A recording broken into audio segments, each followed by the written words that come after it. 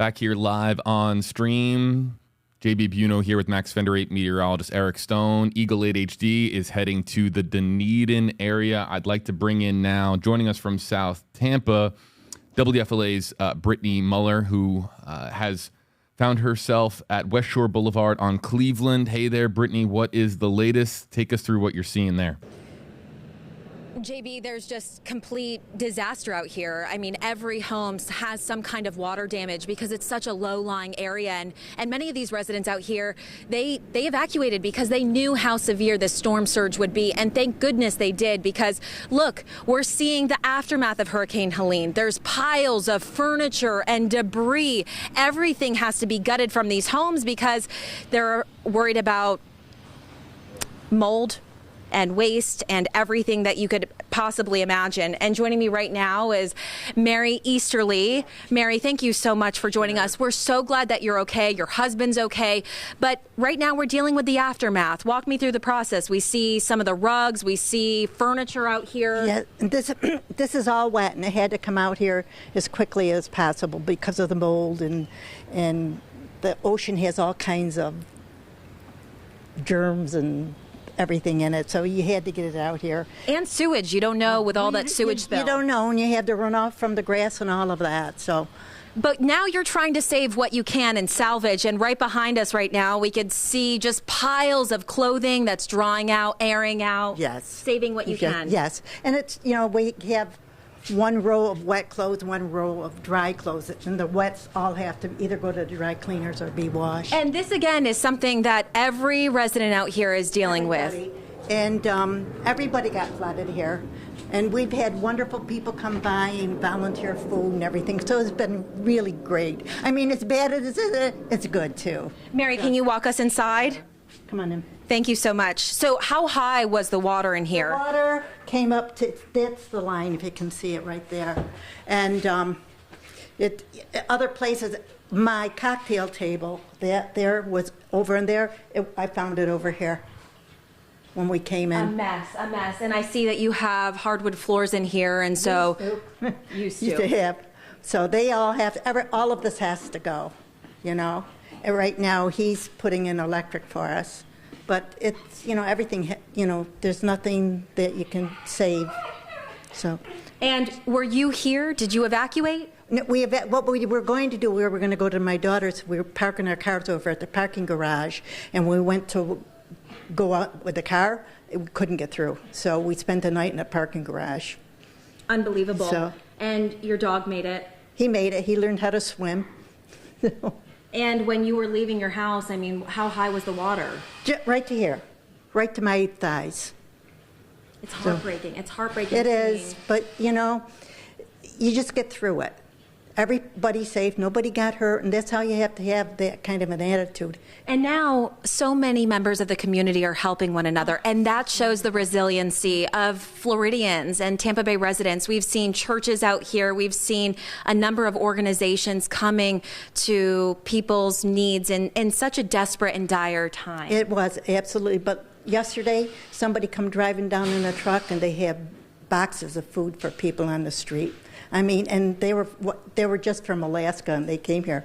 And so they said, it's okay, we want to stay. I'm going, okay. It gives you hope. It does, it really does. Well, you seem in such great spirits for everything that you're going through. Mary, thank you so much. I'm so glad that you're okay. And I see that you're wearing a Syracuse shirt, so go Qs. I went to Syracuse, so we like to see that.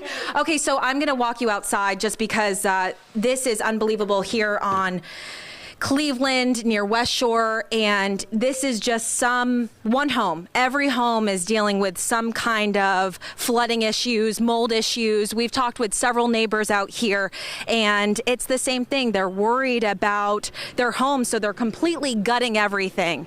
And the water, again, was waist deep. You could see some of the sewage pipes, electric pipes, everything has to be, you know, cleared out of here. At one point, we were down in this area, and there was a Tesla that combusted because those ion lithium batteries got wet, exploded. The house went up in flames. It was unbelievable. The neighbor was telling me the story of how he tried to, you know, save this family that was inside, try to save his own family. We'll have that later on. But look at the piles of debris, mattresses, just everything that you can imagine out here. It's truly upsetting, and one of the main messages is that residents are so thankful to be alive and well at this hour, and they say every day, every minute is getting better. So we're just out here, and we actually also spoke with these neighbors. You could see this pile of debris is even taller than I am, and house after house, this is what it looks like. And sir, I was wondering, is Katie over here? Oh, she just left. Do you mind if we go back inside? Okay, thank you so much.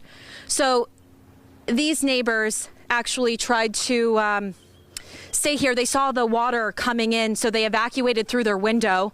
And I just want to take you inside because they're quick to act. You could see this water line up to 3 feet.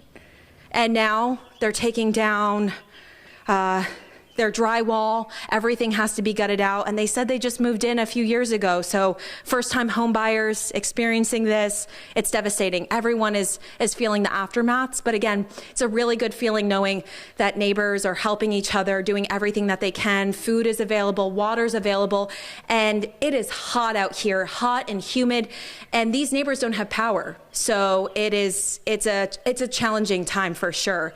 But JB, I want to send it back because I know eagles flying over Dunedin, and there's a lot of moving parts to all of this. This is just South Tampa, but so many parts of the Tampa Bay area are destroyed, and it's a process, and it will be for many months to come. Brittany Muller reporting for us in downtown and really in South Tampa.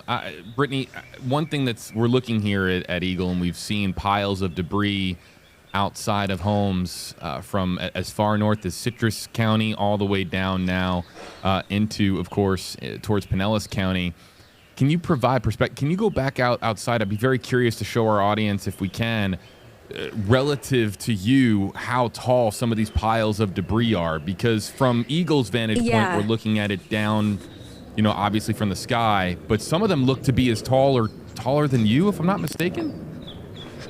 Yeah, for sure. That's exactly right. I mean, you could see me standing right here. I'm 5'7", and if you want to take a wide zoom just to show the perspective of how tall I am compared to this pile, this mound behind me, it is massive. And you have to remember, this is just in the early hours of cleanup. These mounds are only going to get larger, and the debris, and people are still tearing apart their drywall and trying to salvage what they can. But this is going to be here for a while, and we know that it's going to be a process for the city of Tampa, Hillsborough County, to take the excavators and all of their equipment out here to just try to remove everything house by house. And it's a process. And just to even navigate, now that the water is completely gone in these areas, it's hard to navigate because the equipment, utility trucks, every kind of crew is out here to navigate through these intersections and these back roads through these neighborhoods. It's impossible, really. So you have to take that into account, that when one of these utility trucks come to clean this out, it's going to be very difficult for them to even get here. Brittany, how many, you spotlighted 2 homes for us there. How many homes would you say on that particular street have stuff outside on their front lawns, emptying out their homes right now? It's pretty much every home. Some homes less than others, but every home has some kind of water damage in this area.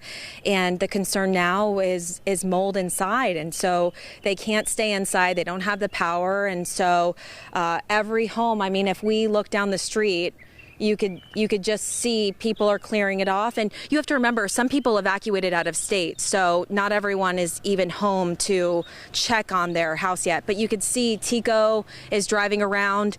Everyone is trying to do what they can to help each other. You could see over here to the left, toys are out, ladders. Everyone is just trying to dry everything at this point. But this is what it looks like. Furniture, everything has to be thrown out, and people are starting over. Before we let you go, Brittany, from talking to neighbors there, are there any particular needs? There are people that are going to be watching this live stream that are going to want to help. The needs are enormous. The list goes on, but in the short term, what do neighbors in your area need? Well, I really think it comes down to basic necessities at this point, right? It's just, they they can replace a couch when it comes time. But most of these neighbors, maybe not in this direct area, but we've seen multiple mattresses being thrown out. People don't even have a place to lay their head at this point. And food, water. When we were just talking with Mary, she was talking about the need for, just food, hot food. So it's amazing that people are coming together. There was another church organization that was out here passing through, and so they were providing what they can to people. But we know that it's widespread. Everyone needs something right now. So if you have it in you and you're capable, then donate. Do what you can. Volunteer. Help. This is the time that people really need it most. Brittany, we'll let you go. What is your plan for this afternoon? When can folks watch you tonight on WFLA News Channel 8? What are you working on? Right. We highlighted 3 other families that separate than these, and you're going to hear those stories. But we'll be on at 4 and 5:30 tonight on News Channel 8, and then we'll be posting all of our stories on WFLA.com. 8 on your side investigator, Brittany Muller, joining us from South Tampa. Brittany, we'll let you get back to it, and thank you for coming on to the stream today. We appreciate it.